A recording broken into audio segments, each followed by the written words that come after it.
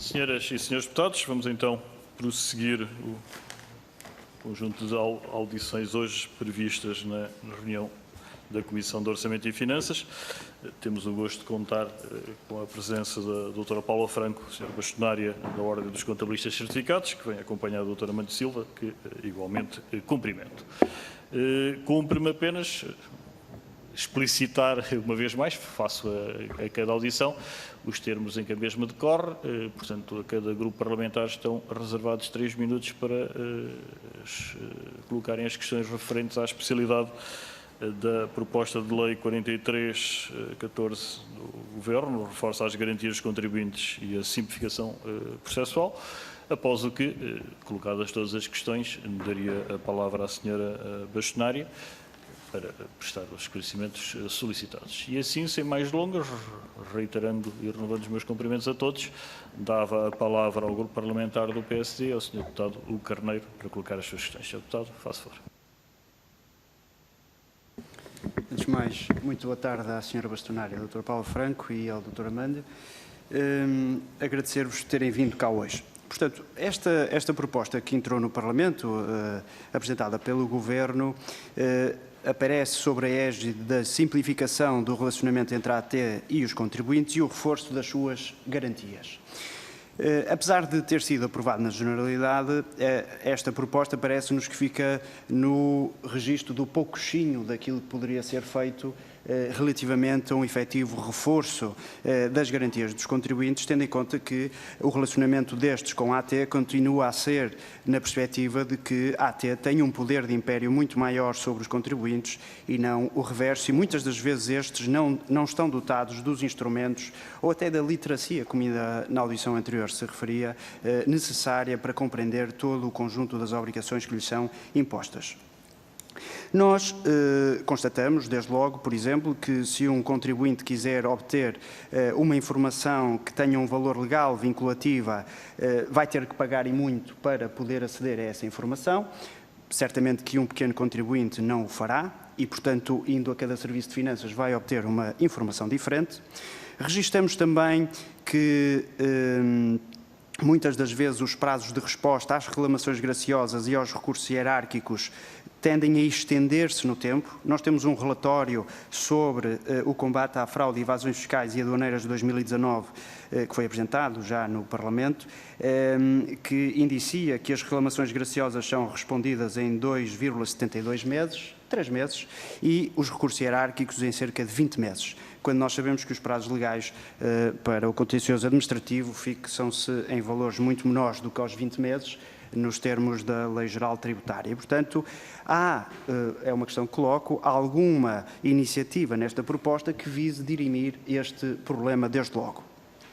Gostava de perceber também se do conjunto de todas as obrigações declarativas onde os contabilistas certificados têm que intervir, se o regime que existe atualmente é um regime ajustado e equilibrado, atendendo aos prazos, às consequências do incumprimento dos prazos, o que me levaria desde logo à questão das molduras contraordenacionais, se elas são ajustadas ou não, ou se são desproporcionais relativamente ao conjunto de trabalhos que hoje os contabilistas certificados têm que prestar, provavelmente indo muito para lá daquilo que no dia-a-dia são efetivamente as suas funções. Estou a pensar no regime do layoff, imagino o quebra-cabeças que não terá sido para muitos contabilistas deste país ajudarem os seus clientes a interpretar as regras que foram sendo aprovadas.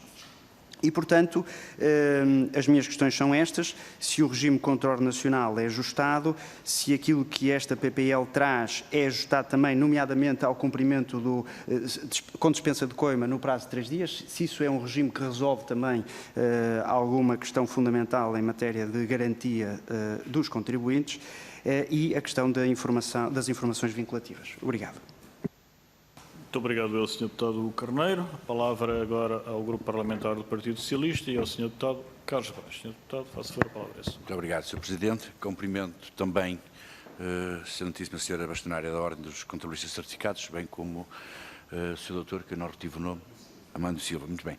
Muito obrigado por terem aceito este desafio de virem aqui também dar um contributo para a discussão que agora se inicia na especialidade. nós recebemos há pouco alguma informação que ainda não foi possível analisar com o devido detalhe, mas que me parece que tem também algumas contribuições positivas e que merecerão com certeza a atenção dos grupos parlamentares. Relativamente à questão em análise e a esta proposta de lei número 43, o Governo tem vindo a privilegiar o cumprimento voluntário das obrigações fiscais. Este é o ideário subjacente à cobrança de impostos. É que os contribuintes, e os números têm dito isso, venham progressivamente cada vez mais a cumprir voluntariamente e dentro dos prazos das obrigações fiscais.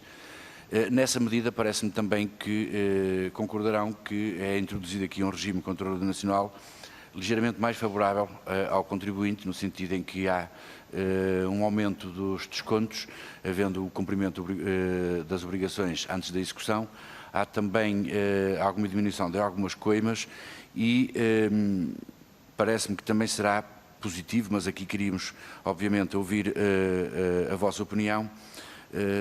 Parece-me positivo que se melhore a interpretação da jurisprudência que há na litigância entre contribuintes e AT. Isto é, o artigo 68A vem agora a dizer que, havendo mais que 5 sentenças em determinado sentido e não havendo um número superior em sentido contrário, a AT deve acatar essas orientações e, nesse sentido, penso que também é introduzido um regime que beneficia de alguma forma os contribuintes, porque já não haverá tanta necessidade de recurso a tribunais.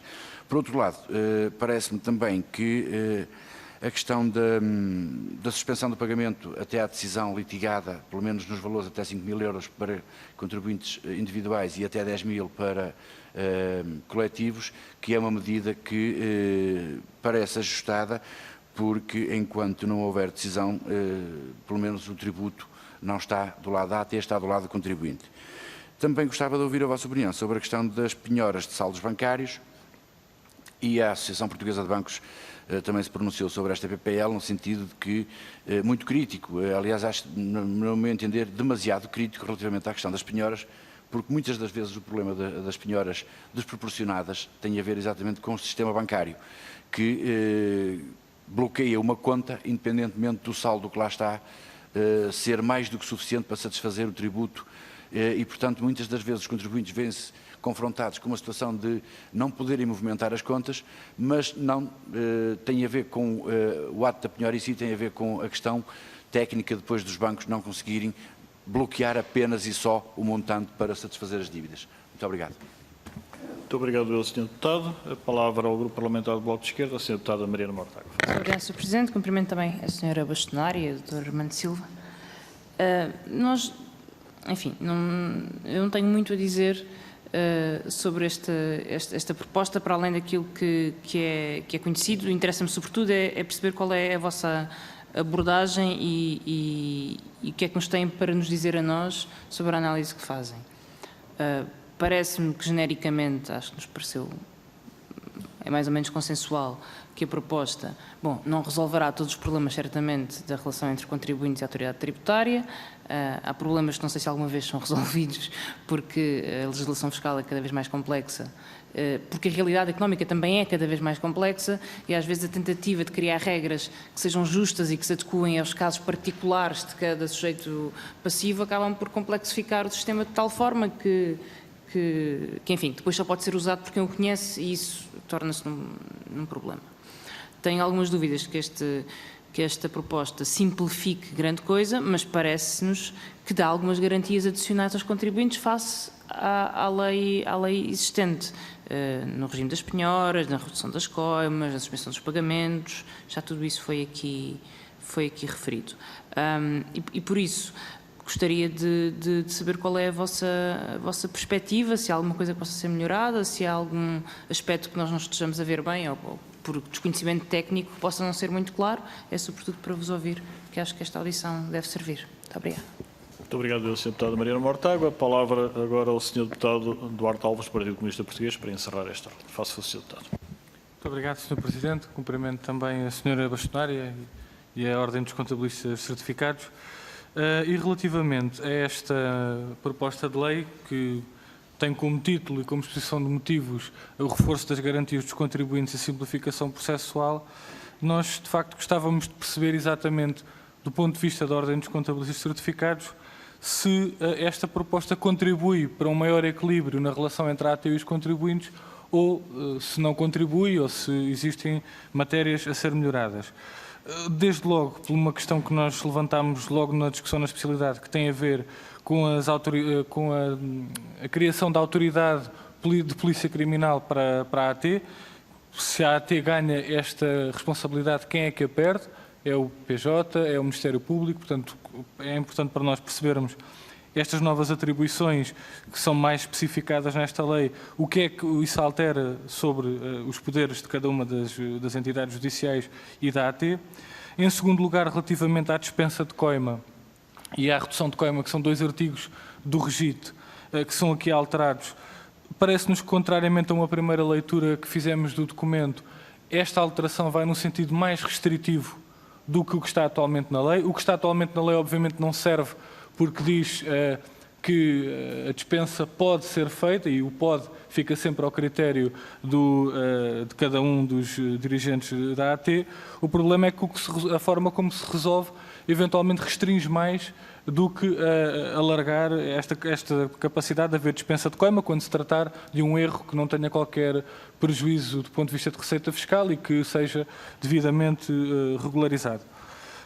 Depois há um conjunto de outras matérias que, não estando nesta proposta de lei, podíamos aproveitar eventualmente esta oportunidade para introduzir outras alterações, porque nós estamos aqui a alterar um conjunto de códigos, Lei Geral Tributária, REGIT, o Código do Procedimento Tributário, portanto, poderá haver essa oportunidade, desde logo naquilo que é a responsabilidade subsidiária dos contabilistas certificados, com uma alteração que se fez aqui há uns anos atrás, em que se retirou a palavra dolosa do artigo 24º da Lei Geral Tributária, o que faz com que os contabilistas certificados possam ser responsabilizados subsidiariamente por um erro que não foi feito propriamente com a intenção de ajudar a uma situação de fuga ao fisco. Ora, a palavra dolosa colocava, ou seja, se fosse de propósito, se fosse com vontade de contribuir para a fraude, aí sim o contabilista deve ser responsabilizado subsidiariamente. Se for um erro meramente de algum problema que ocorreu e que não se prova essa situação, enfim, não havia essa responsabilização e agora existe e, portanto, gostaríamos de saber a vossa opinião sobre isso. Também, relativamente a uma outra matéria, que é a questão das férias fiscais. Como sabem, no Orçamento de Estado de 2020 foi aprovada uma norma proposta pelo PCP relativamente à criação das férias fiscais. Essa norma previa que até o segundo trimestre de 2020 houvesse uma troca de informação entre a Ordem e o Governo, no sentido de implementar esta alteração. Nós fizemos uma pergunta ao Governo, que foi respondida, no fundo, não dizendo quais os motivos pelos quais ainda não tinha sido aplicada esta alteração e, portanto, gostaríamos de saber em que pé é que está esta conversação entre a Ordem e o Governo para a aplicação das férias fiscais. E, por fim, dispensando uma segunda ronda, ainda relativamente a uma questão que também esteve com alguma visibilidade durante o verão, que foi a questão do SAFT e do Decreto-Lei do Governo, que regulamentou a lei que foi alterada depois aqui na Assembleia da República relativa ao SAFT. E que também é uma matéria que diz respeito aos direitos dos contribuintes, que é o propósito desta proposta de lei. Gostávamos de perguntar à Ordem qual é a vossa posição sobre este decreto-lei, tendo em conta o sistema que foi criado pelo Governo, de uma chave que fica no INCM, que depois extrai, enfim, os dados necessários, mas que nos parece que não vai completamente de acordo àquilo que foi a alteração que se fez aqui na Assembleia da República desse decreto-lei inicial do Governo sobre o SAFT e que ainda assim coloca muitas dúvidas sobre aquilo que é os direitos dos contribuintes na informação que é prestada à AT. Obrigado, peço desculpa. Muito obrigado, Sr. Deputado. O Sr. Deputado André Ventura junta-se-nos via Skype. Dispõe de até 1 minuto e meio e, portanto, Sr. Deputado André Ventura, cumprimento e dou-lhe a palavra. Faça favor, Sr. Deputado. Obrigado, Sr. Presidente. Cumprimento também a funcionária dos contabilistas certificados. Aproveito para tocar no ponto que respeita à autoridade criminal. Sr. Deputado, peço desculpa interrompê-lo porque não se ouve, está a fazer uma interrupção de contacto, portanto, se... Penso que me conseguem ouvir agora. Agora sim. Ok, peço desculpa, eu estava com os... em relação à autoridade criminal, há até já a autoridade de polícia criminal em algumas circunstâncias, nomeadamente quando desenvolve processos de crime. Uma das questões que temos e que têm vindo a ser colocadas prende-se com a regulamentação que vai ter em que fica a autoridade tributária em exercício de poderes de polícia criminal. Não nos parece que nenhuma outra polícia perder qualquer competência de combate à criminalidade fiscal, quer de fiscal, quer de burla tributária, quer de abuso de confiança, mas era importante perceber qual é a opinião da Ordem sobre as competências reforçadas da autoridade nesta matéria. Outra questão prende-se com a desproporcionalidade de algumas multas, e sei que já ouvi falar sobre isso, por exemplo, para o início da atividade, a falha no início da atividade e a desproporcionalidade de costos aplicáveis às empresas, às vezes pequenas empresas, gritante, afeta o desenvolvimento do negócio, afeta a implementação do modelo de negócio, e gostávamos também a opinião que tem sobre isso. A redução das coimas, que é um instrumento que está previsto, mas sobretudo em relação às empresas tem sido aplicado. Gostávamos de saber qual é a intervenção tida nessa matéria para garantir que num momento difícil como estes, isso não agrava a atividade económica, nem é um abuso da autoridade do Estado sobre as empresas. Temos recebido muitas reclamações de abuso em matéria de coimas sobre as empresas, e gostamos também de ouvir a Sra. Bastonária sobre isto. Porque o meu tempo também é muito curto. O Sr. Deputado Duarte Alves já colocou a questão, mas eu gostava de informar qual a opinião em matéria do SAFT, a regulamentação do SAFT em cima da mesa, porque vai ter um impacto direto na vida das empresas, na sua organização contabilística e no modelo de negócio ao próximo ano. Muito obrigado, Sr. Deputado André Ventura. Agora sim está concluída a ronda de questões, pelo que dou a palavra à Sra. Bastonária da Ordem dos Contabilistas Certificados, Dra. Paula Franco, agradecendo antecipadamente os esclarecimentos que prestará. Sra. Bastonária, a palavra é sua. Faça favor. Peço desculpa. Cumprimento em primeiro lugar o Sr. Presidente da Comissão, cumprimento todos os senhores deputados aqui presentes. Obrigada também pelo convite para ouvirem a Ordem dos Contabilistas Certificados nestas matérias.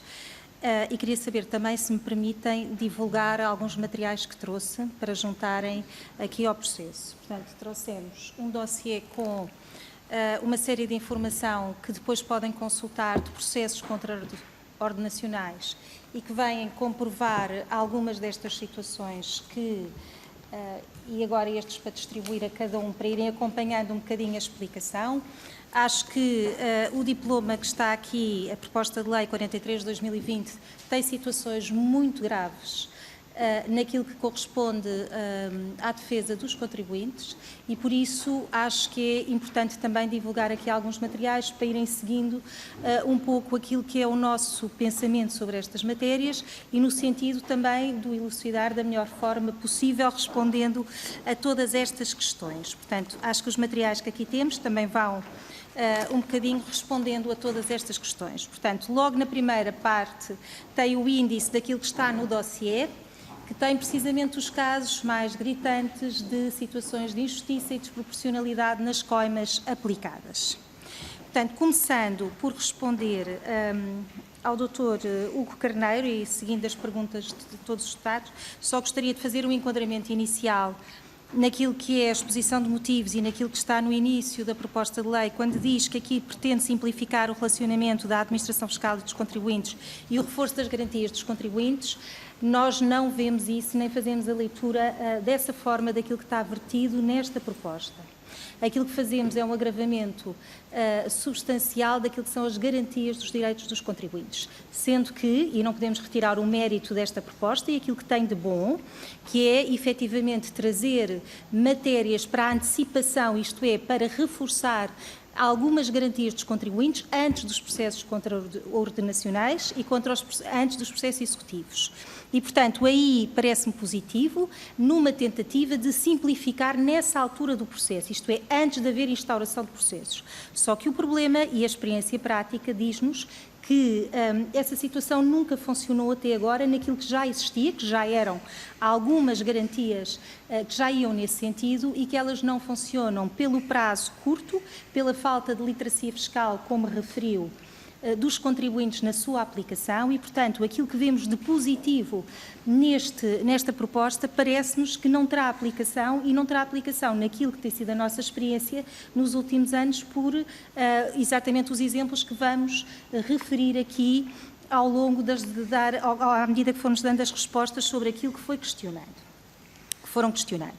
Portanto, se é de facto pouquinho em termos das garantias, e usou essa expressão, e de facto é muito pouco, porque aquilo que de facto tem de positivo, eu tenho muitas dúvidas que se aplique na prática. A redução de coimas não está prevista aqui para as situações em que mais se aplicam e, portanto, no fundo, as garantias dos contribuintes estão postas em causa aqui e são agravadas. São agravadas especialmente com as alterações introduzidas em 3 artigos, eu diria que são aqueles que mais nos preocupam e que também estão nesta pasta que lhes foi distribuída, em que estão aí precisamente a comparação só nestes artigos que entendemos ser mais, que lesam mais no fundo os contribuintes e que protegem menos as suas garantias, que no fundo é o artigo 29 do REGIT, o artigo 32 do REGIT e a revogação do artigo 78 do REGIT.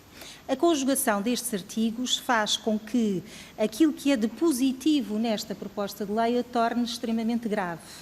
E daí também, desde já agradecer o estarmos aqui a poder partilhar esta nossa preocupação, de um agravamento e de uma responsabilidade que será, no fundo, de todos os deputados que aprovam esta norma e que se vai verificar no futuro num agravamento daquilo que é a aplicação de coimas e sanções a contribuintes, principalmente em situações injustas e injustificadas. E isso é, de facto, aquilo que mais nos preocupa.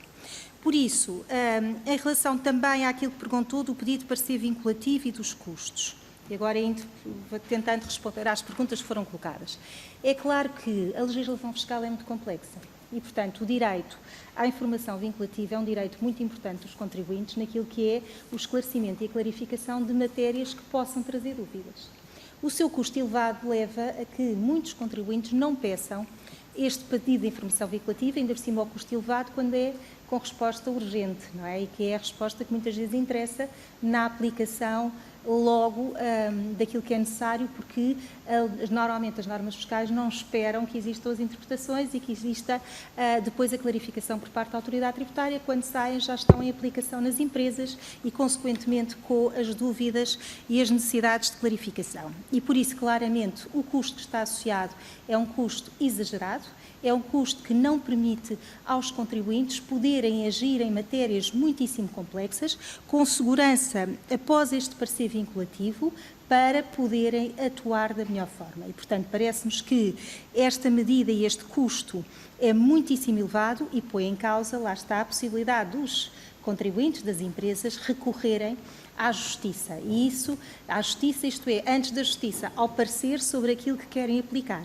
deixando-lhe poucas hipóteses depois de cumprir e de fazer bem e muitas vezes levando a que façam exatamente mal, erradamente, o que não é o que se pretende.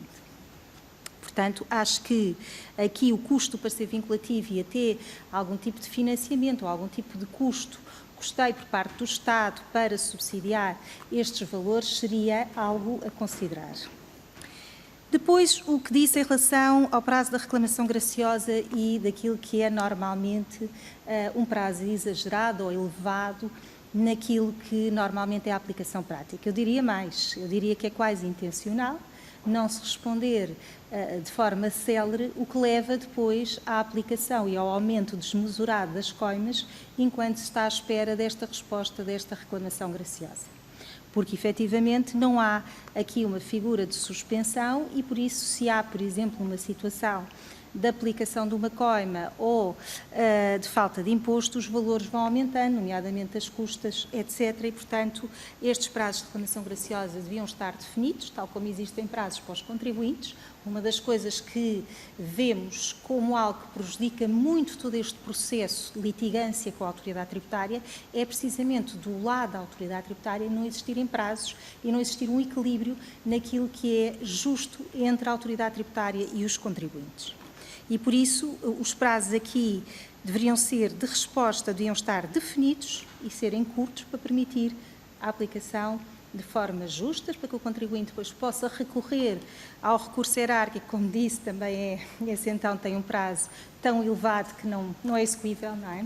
Mas que possa pelo menos recorrer à justiça, que é a última instância que está ali subjacente para se defender naquilo que não concorda.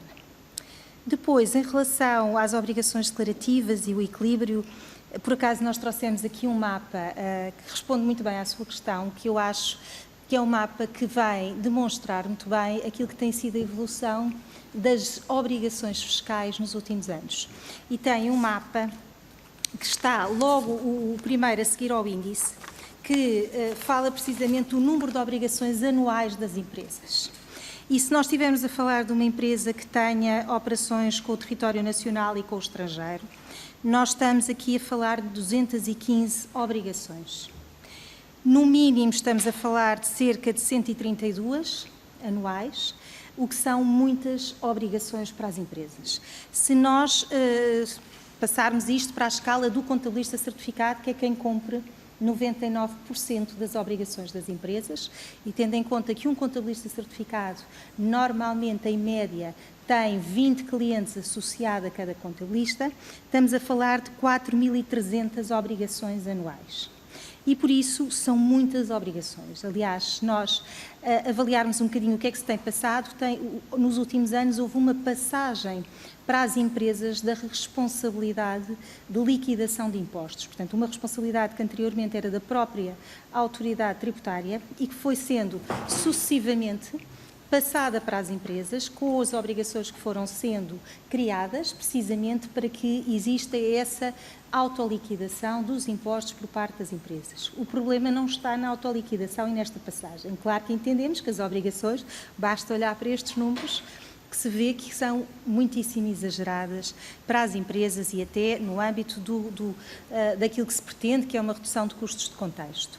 E essa passagem levou a que, em simultâneo, houvesse um agravamento considerável das coimas e daquilo que é a possibilidade de se errar e as infrações que são cometidas por este excesso de obrigações, leva a que muita da receita seja também baseada na arrecadação de coimas após a aplicação de processos. E isso é um mapa que vem a seguir e que eu acho que é curioso e que também vai responder um bocadinho à sua pergunta sobre o equilíbrio e ajustamento e estas medidas contraordenacionais, que tem um gráfico daquilo que tem sido a evolução das multas e outras penalidades ao longo destes últimos anos.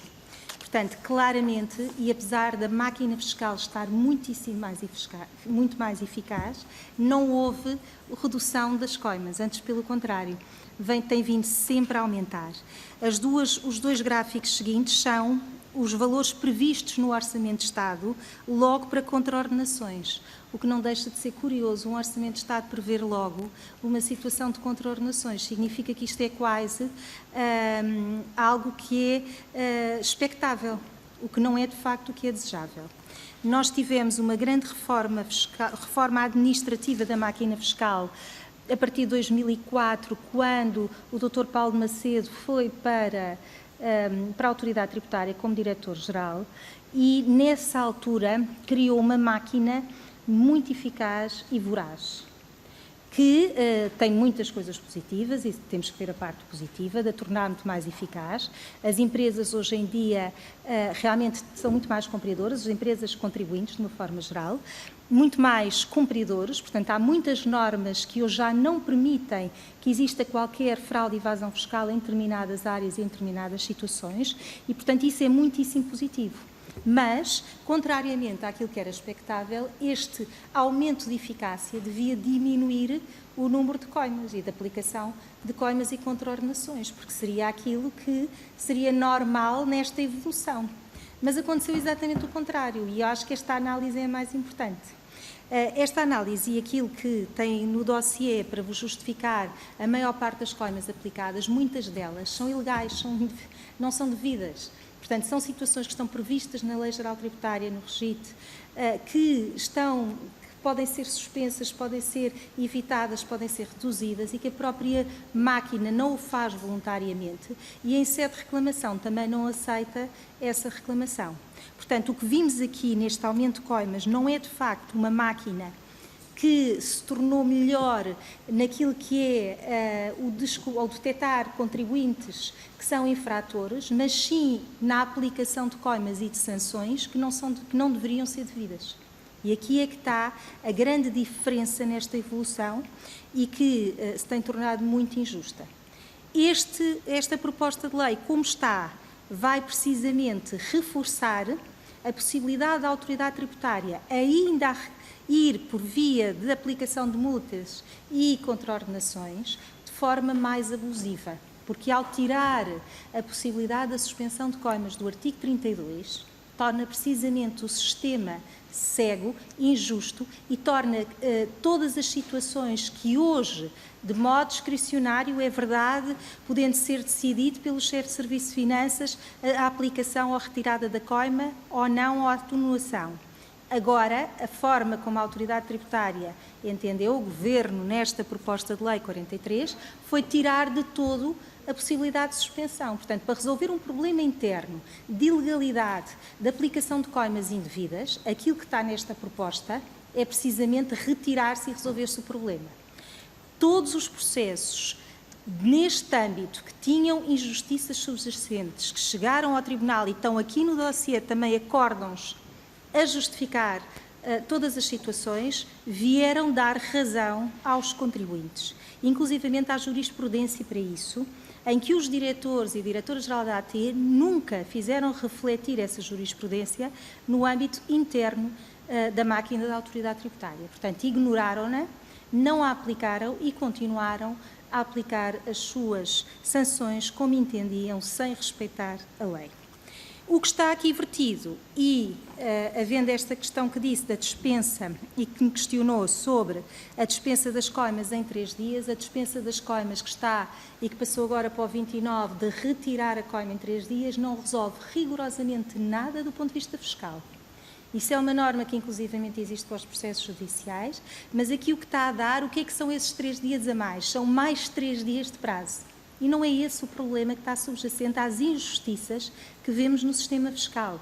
Portanto, estes 3 dias não vão trazer nada, senão a interiorização por parte dos sujeitos passivos tem mais 3 dias para cumprir as obrigações. Ora, não é isso que está no problema de base da litigância entre a autoridade tributária. O problema de base da litigância é muito mais grave do que este. Trata-se de uma prepotência, de uma autoridade por parte da autoridade tributária que não tem em conta aquilo que é a realidade dos factos e a justiça que está subjacente aos processos. Portanto, quanto mais poder se der à autoridade tributária, mais poder, mais de forma prepotente, ela vai agir sobre os contribuintes em casos perfeitamente injustos. Um dos casos que está aqui neste dossiê, por exemplo, só para vos dar um exemplo, que é a parte aqui do... Deixa-me só...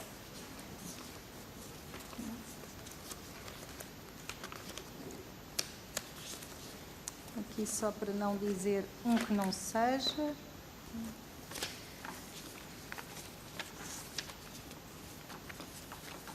Já perdi aqui o meu rascunho. Creio que é este que diz aqui instauração do processo de contraordenação antes de haver processo de redução de coima. É um deles. E é este, erro do contribuinte, duplicação de pagamento. É no fundo 1, 2, 3, 4, o 5º ponto aí apresentado. E se tiverem a oportunidade de ver no dossiê, este é claramente uma das situações gritante de injustiça em que a autoridade tributária não só não a resolve celeramente, como ainda aplica sanções, coimas sobre o contribuinte injustamente. O que é este caso que está ali no dossiê?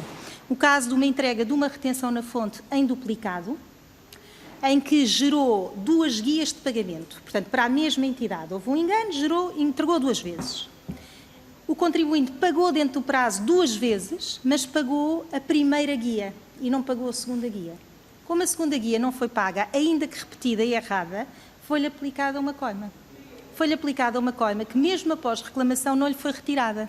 Nem com o pedido de aplicação do artigo 32 lhe foi retirada. Portanto, chegamos a este ponto de injustiça em situações tão óbvias que, a partir do momento em que é discricionário e está nas mãos de chefes de serviços de finanças que, no fundo, não olham para os processos com aquilo que são os factos que lhes estão subjacentes, leva a que muitos contribuintes vejam em situações dificílimas. Portanto, o contribuinte pagou 2 vezes, não lhe devolveram o dinheiro e ainda lhe foi aplicada uma coima, porque não pagou um dos processos. Realmente, isto é um exemplo entre milhares. Aliás, eu diria que uma das razões, porque este tema não é um tema que surja para a comunicação social, que os contribuintes se interessem, porque é um tema muito difícil e complexo, mas é um tema que vai afetar todos os contribuintes. Aliás, todos nós, provavelmente, ou conhecemos algum caso ou até tivemos algum caso ao longo da nossa vida. É facílimo ter um caso de injustiça, um caso de uma coima que nos foi aplicada sem haver qualquer lesão para a tesouraria pública e, portanto, todos nós já tivemos alguma situação destas de injustiça. Aquilo que está aqui nesta proposta de lei vai agravar esta injustiça para todos os contribuintes. E, portanto, isso é que é, de facto, aquilo que gostaríamos de deixar mais aqui, mais ressalvado, mais enfatizado, digamos assim, naquilo que é a transmissão daquilo que trazemos. E, por isso, acho que com isto respondi às suas questões que colocou. Agora, Sr. Deputado do PS, Dr. Carlos, o que é que... Simples. Não, também já fiz aqui uma abrangência agora maior, não é? Portanto, já é mais fácil. Falou sobre alguns aspectos positivos da lei e eu também os reforço. Realmente aqui o cumprimento voluntário das obrigações tem vindo a ser cada vez mais cumprido pelos sujeitos passivos e é verdade, e é algo que é extremamente importante, o que contradiz completamente aquilo que vem no orçamento e este gráfico do aumento das coimas. Se isto é verdade e todos nós temos essa consciência, porque é que há um agravamento e um aumento das coimas ao longo dos anos? Precisamente pela injustiça e pela situação que é criada, em muitos casos, ilegalmente na aplicação de coimas. A autoridade tributária tem um poder que o contribuinte não tem. E, portanto, o contribuinte, perante uma situação de uma coima mesmo injusta, em regra, prefere pagar essa coima do que ir para o tribunal, porque tem custas, as custas são logo um custo que ele tem que pagar e, portanto, não está, quase que muitas vezes é muito próximo do valor da própria coima, portanto, não compensa ao contribuinte utilizar os mecanismos que tem na lei para a sua defesa. Para além disso, também tem que ter um advogado, ou em processo de reclamação, enfim, até determinado valor pode ele próprio defender, mas já sabemos que depois não terá eficácia sem ter um profissional, obviamente, que saiba apresentar os seus factos. E, portanto, com essas duas situações, é verdade que é assim, que hoje o cumprimento voluntário é cada vez mais uma realidade, é para isso que devemos, é isso que queremos, é isso que temos que incentivar, não é isso que este diploma incentiva.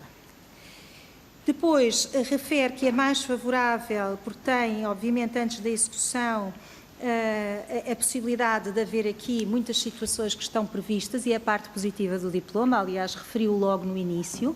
De facto, este diploma, esta proposta de lei 43, baseia-se toda exatamente nisso, em simplificação dos processos e redução dos processos antes do processo executivo. O problema é como é que isto se concretiza na prática. Se nós hoje já tínhamos muitas medidas destas e não se concretizava, por exemplo, um IVA entregue pago fora de prazo, porque houve um esquecimento, porque, enfim, por exemplo, houve casos agora, durante a pandemia, em que foram enviados e-mails, os empresários não tinham acesso aos e-mails e, portanto, não receberam os e-mails de constituintes de pagamento e não pagaram os impostos. A coima da falta de pagamento de IVA são 30% do valor do imposto. Portanto, se estivermos a falar de 10 mil euros, é uma coima direta de 3 mil euros. 3 mil euros em que, se o contribuinte a pagou nos prazos dos 3, 4 dias a seguir, não é por isso que lhe é apresentada pela autoridade tributária a possibilidade de reduzir a coima. É-lhe apresentada a coima com os 3 mil, com a referência para pagar, e muitas vezes nem sequer lhe é apresentada a possibilidade de fazer o pedido para a redução de coima. Portanto, o contribuinte tem que conhecer os mecanismos, a tal literacia fiscal, tem que conhecer, tem que o fazer e tem que o pedir. Normalmente, enquanto corre este período, notificação ao contribuinte, etc., passa os 30 dias da redução.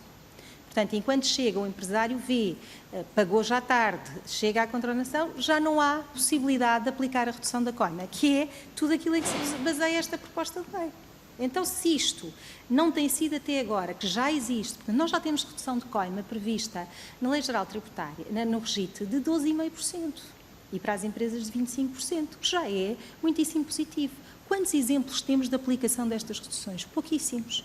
Primeiro, os contribuintes não são avisados. Quando são notificados, mesmo antes do prazo dos 30 dias, e mesmo que tenha sido regularizada a falta antes dos 30 dias, a aplicação da coima vai sempre pelo mínimo e não com a aplicação da redução. Às vezes, os contribuintes são notificados têm um dossiê cheio de casos, portanto, depois tem ali para consultar. Eu gosto de provar as coisas e, portanto, não falo só de cor. Tem um dossiê ali em que todos os processos, por exemplo, contra a ordenação de IVA, nunca nenhum processo é notificado com redução de coima ao contribuinte. Todos eles são notificados com a coima mínima dos 300 euros. E quando é reclamado pelo contribuinte e pedido a redução de coima, nunca é aceite. Nunca é, estou a falar em termos mais gerais, quase nunca é ou raramente é aceito pela autoridade tributária a redução da coima.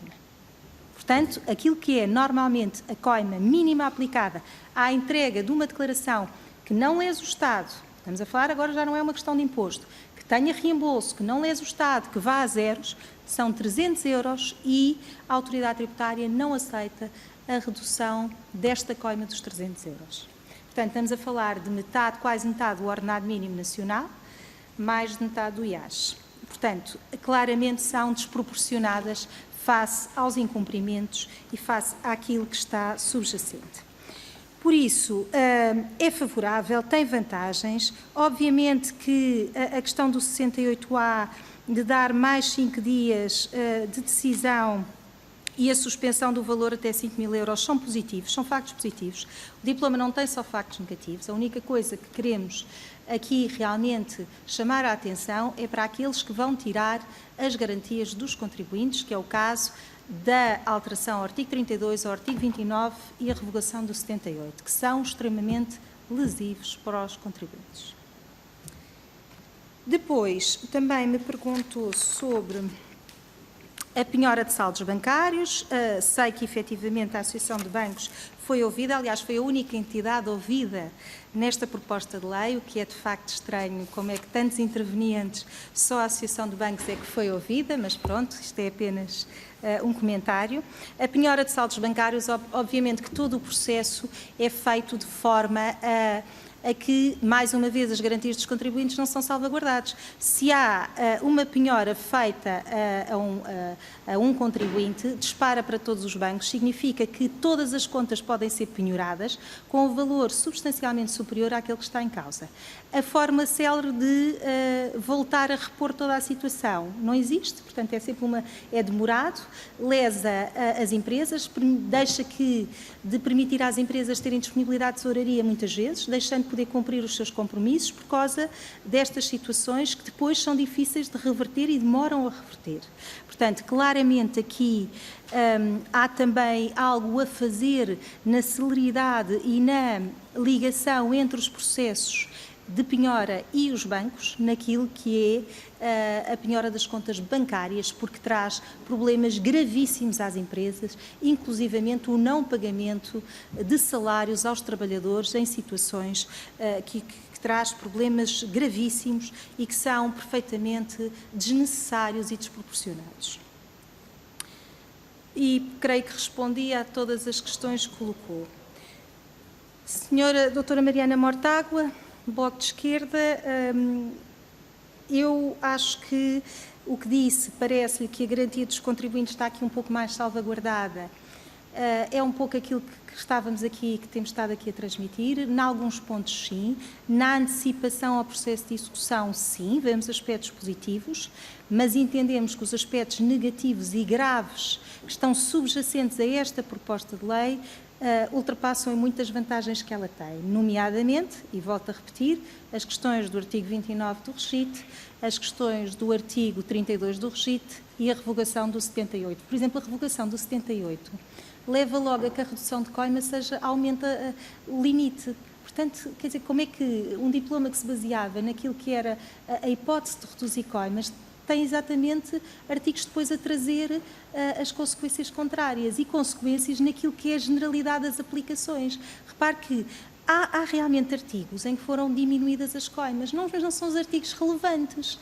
As coimas mais utilizadas são aquelas que estão aí também num dos documentos que vos disponibilizamos, que no fundo são as que estão previstas no artigo 114 e no 116, que é a falta de entrega de prestação tributária e a falta ao atraso de declarações. E aqui não foram mexidas, não foram reduzidas, mantiveram-se e são elevadíssimas. Por exemplo, quando estamos a falar da falta de entrega da prestação tributária, onde temos o caso do exemplo do IVA, o tais 10.000 euros que tem uma coima de 3.000 euros, é perfeitamente desproporcionada esta coima. São coimas elevadíssimas. Coimas que não se justificam de todo, porque ainda por cima, normalmente o cumprimento é logo feito nos dias a seguir, mas a aplicação da coima é sempre aplicada. E não há redução aqui neste caso, porque não aplicam a redução. Portanto, 30% do imposto é um valor completamente desproporcionado. E se estamos a falar do IVA, que de facto é alarmante a aplicação destes valores tão elevados, então se formos para outro tipo de imposto, onde a nós, contabilistas certificados, nos tem lesado imenso, que é o caso do pagamento por conta, em que também é 30% do valor em falta, e o pagamento por conta trouxe-nos uma série de problemas acrescidos. Porquê? Porque também é a aplicação de uma percentagem sobre o valor do imposto, e quando estamos a falar de uma antecipação de imposto, portanto ainda lhe traz uma injustiça maior, e normalmente já está regularizado, e a coima são 30%, e se estivermos a falar de pagamentos por conta também dos 10.000 euros, portanto pagamentos por conta elevados, a coima é muitíssimo elevada, e quem paga esta coima, em regra, é o contabilista certificado. Nós tivemos um problema com o nosso seguro de responsabilidade civil no ano passado, teve 1.800.000 de prejuízo, de sinistros, só por causa do pagamento por conta. E o pagamento por conta porquê? Porque bastava haver um diferencial no seu cálculo, que já se aplicava esta coima, portanto, calculado menos, enganava-se porque a fórmula não é muito objetiva. Em 40 euros, já tinha a aplicação da coima, porque o que estava em causa era o valor do imposto total.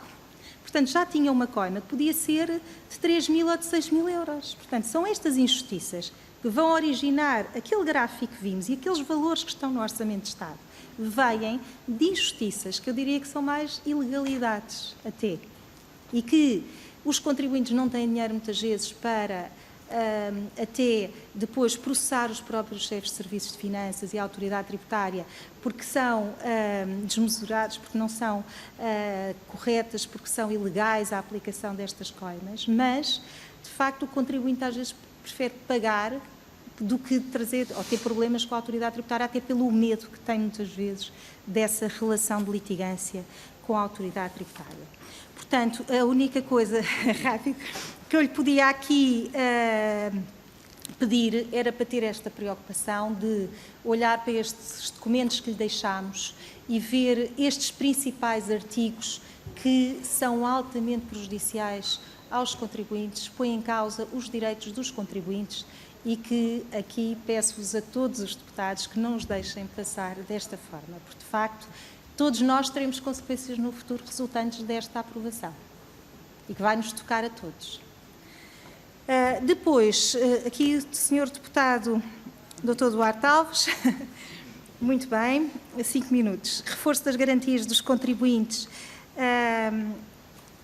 Como disse, portanto, não acho que haja aqui um reforço das garantias dos contribuintes, a não ser na fase antes do processo, e que aquilo que a história nos diz é que não se aplicam nesta fase e, portanto, ou se aplicam muito pouco e, portanto, não abrange a maior parte das situações de injustiça e de aplicação de sanções que são feitas pela própria autoridade tributária. Quanto à questão da polícia criminal, e que também foi questionada pelo Dr. André Ventura do Chega, não creio que seja um problema, não nos parece a nós um problema. Pensamos que aquilo que está vertido aqui seja uma definição da hierarquia. Portanto, isso já estava previsto no regite e aquilo que veio agora à alteração vem direcionar para os chefes de serviços de finanças, porque não estava definido antes, o que significava que muitas vezes diretores de serviços e outros colaboradores da autoridade tributária podiam acionar esta polícia criminal. Portanto, parece-nos a nós que este artigo é mais no sentido de definir competências e competências que são positivas deste ponto de vista, em que vem definir a hierarquia do chefe de serviço de finanças, não permitindo a que todos façam este papel. Agora, este papel já estava definido e já era utilizado. Quanto à suspensão da coima do artigo 32, acho que já ficou claríssima, não é? Que é a grande preocupação. Nós temos aí uma sugestão da Ordem, porque achamos que é a única que pode trazer justiça a esta situação, que é, em vez do onde se lê não deve ser aplicada, é não se aplica. E acabar com a linha C, que é a subjetividade. Por exemplo, os contabilistas certificados têm sofrido essa subjetividade. A linha C do artigo 32 refere que quando houver um grau diminuto de culpa. E então, em todos os processos de contraordenação aplicados às empresas, porque tem um contabilista como intermediário, a autoridade tributária justifica, e também está no dossiê, estão no dossiê esses casos, justifica pelo facto de ter um contabilista, existe sempre um grau de culpa. Claro que os tribunais têm dado sempre razão de que isso não é verdade, mas, mais uma vez, a jurisprudência não entra na autoridade tributária. A autoridade tributária utiliza aquilo que quer, independentemente da jurisprudência e daquilo que tem acontecido nos tribunais fiscais. Portanto, a questão aqui do artigo 32 eram esses pontos. A eliminação da linha C é essencial. Também tirar-lhe a possibilidade depois dos chefes de serviços de finanças. Enfim, até há casos em que os mesmos casos em serviços de finanças diferentes, um tem uma resolução, outro tem outro. Havia uma piada, não é, que daqui a doutora Amândia conta tantas vezes, os serviços de finanças que tinham homens como chefes de serviços de finanças não retiravam, não aceitavam nunca as reclamações com base no artigo 32, os que tinham senhoras tiravam. Portanto, não sei se é aqui uma questão mais sensível, mas isto era uma piada que se fazia entre contabilistas, mas que no fundo, não tendo piada, vem trazer e vem chamar a atenção à injustiça que existe em todo este processo. Depois, falou sobre a questão das férias fiscais e do artigo 24 da Lei Geral Tributária. Ora, são assuntos que nos dizem imenso. O artigo 24 da Lei Geral Tributária, o artigo 24 da Lei Geral Tributária, portanto, já é um artigo que foi alterado, foi em 2005, que trouxe uma injustiça enorme a estes processos. Porquê? Porque trouxe a responsabilidade subsidiária ao contabilista certificado, mesmo sem dolo. Caiu a palavra dolo e o que era importante era repô-la. E repô-la porquê? Porque, de facto, o contabilista certificado não tem que ser responsável, por exemplo, pelos impostos do seu cliente, se o seu cliente desaparece. Agora, ele tem que ser responsabilizado se ele próprio tiver intervenção num processo, e tem que ser responsabilizado.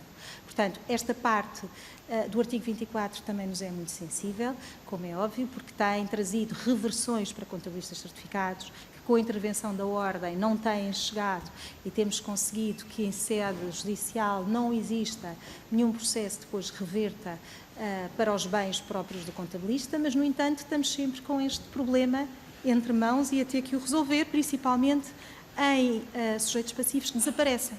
E, portanto, a partir daí, como a autoridade tributária não tem mais ninguém em que encontrar para pagar, vai ao contabilista certificado, que de facto não é de todo aquilo que se pretende nesta responsabilidade subsidiária. É outra coisa e, portanto, era bom que, efetivamente, este artigo 24 repusesse a legalidade e pusesse as coisas tal como elas devem ser.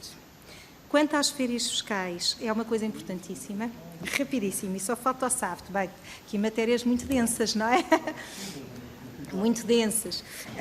Férias fiscais.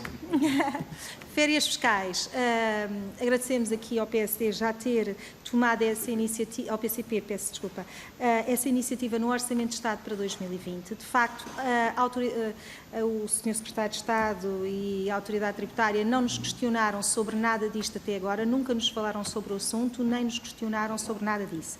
Achamos que é uma boa oportunidade, uma vez que esta norma tem que ser introduzida aqui nestes diplomas, por exemplo, na Lei Geral Tributária, é uma boa oportunidade para a introduzir aqui, porque aquilo que se pretende nestas férias fiscais é a suspensão dos prazos em período de agosto, porque nós sabemos que culturalmente os contabilistas tiram férias nessa altura e os contribuintes tiram férias nessa altura, e uma das coisas que mais processos são instaurados e questionados tem a ver, por exemplo, com o IRS, sobre a questão das divergências que existem, porque a liquidação é em julho e o pagamento é até agosto, portanto as divergências acontecem todas nesta altura. E os contribuintes estão de férias, não são notificados e incumprem. Portanto, as férias fiscais têm a ver, em parte, com os contabilistas certificados no que respeita aos prazos, mas têm mais a ver com garantias dos contribuintes. Portanto, na suspensão dos prazos, também, e que, por isso, acho que tem tudo a ver com este diploma e acho que era uma boa oportunidade. Quanto ao SAFT, bom, o SAFT é algo que todo ele nasceu errado, digamos. Eu sou bastante crítica em relação a todo o processo, só estou um bocadinho tranquila em relação a ele porque ele não é execuível para já. A Autoridade Tributária fez e quis fazer uma transformação enorme sem contar com os seus interlocutores. E, portanto, começou um processo que começou de forma errada. E, por isso mesmo, ele não tem sido possível de executar até agora do ponto de vista técnico e informático. O problema que está subjacente ao facto do SAF ter vindo a estar sucessivamente a ser adiado tem a ver com o facto da própria estrutura do programa que tem que existir para fornecer os dados do SAF da contabilidade até agora ainda não estar concretizado do ponto de vista informático naquilo que é o cumprimento das normas. Porquê? Porque não é fácil, porque aquilo que se quer é demasiado complexo e, portanto, as empresas informáticas ainda não conseguiram, de forma estrutural, passar nos testes da Autoridade Tributária.